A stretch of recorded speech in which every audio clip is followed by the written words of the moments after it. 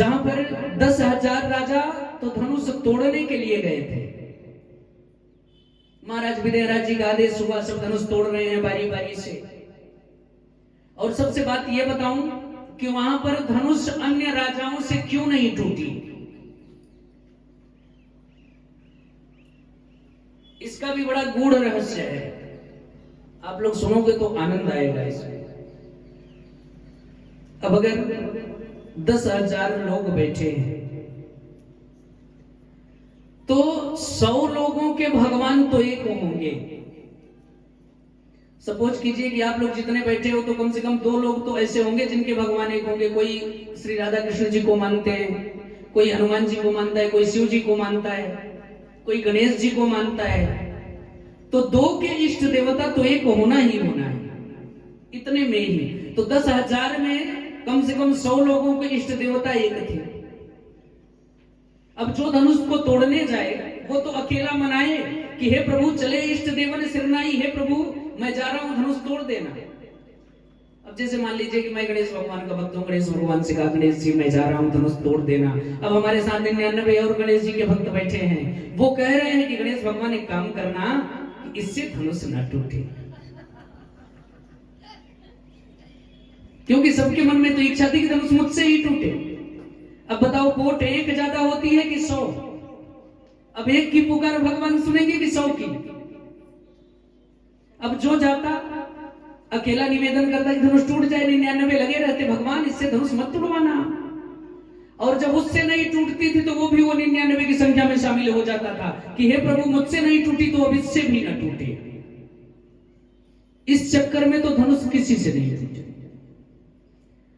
अब सीरध्वज महाराज जी ने देखा कि धनुष तो टूटने से रही, क्योंकि सीरध्वज समझ गए कि ये बूढ़ों के बस की बात नहीं है। जब तक युवा शक्ति जागृत ना हो तब तक ये समाज का कल्याण नहीं हो सकता। समाज की समस्या का समाधान कौन करता है?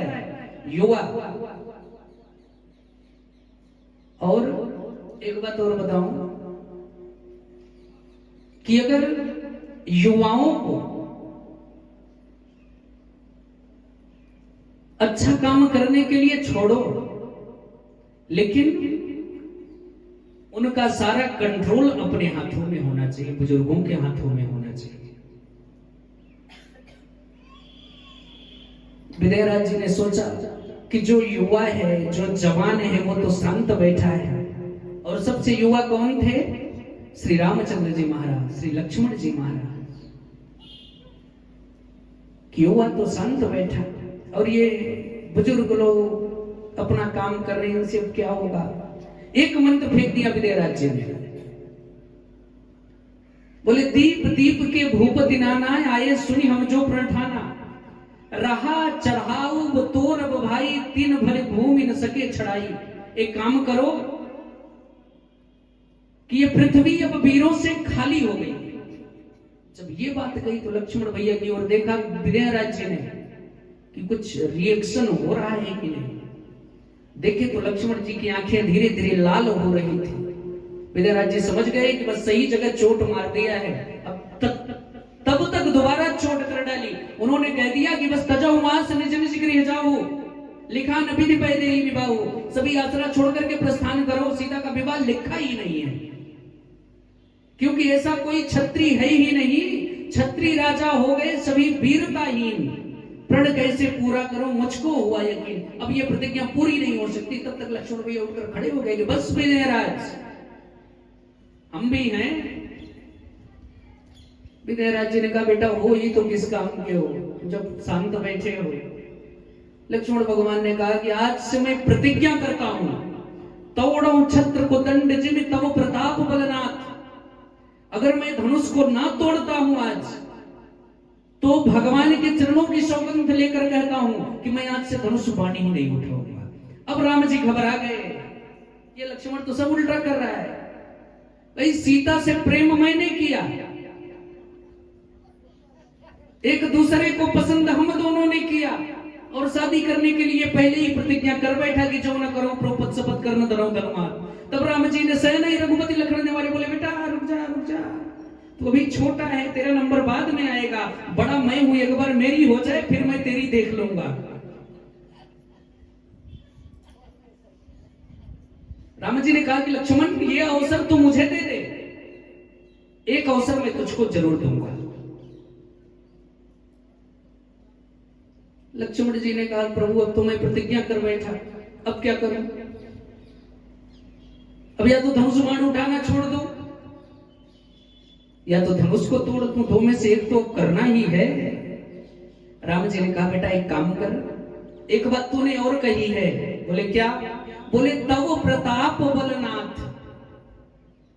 किसके प्रताप से? बोले महाराज सब आपके प्रताप से। बोले तो मेरा प्रताप कह रहा है कि तेरा प्रताप अभी छोटा है, पहले मेरी हो जाए फिर हम तेरी करवा देंगे, मैं तुझको वचन देता हूं। ये मौका तू मुझे दे दे, अगला मौका मैं तुम्हें दूंगा। अगला मौका श्री रामचंद्र जी ने कब दिया? जब लक्ष्मण जी महाराज रावण के सामने पहुंचे प्रथम बार युद्ध करने के लिए, तो रावण के सामने लक्ष्मण जी ने कहा था कि रे सठ का मारे से कपि भालू, मुंह ही बिलो तोर मैं कालू।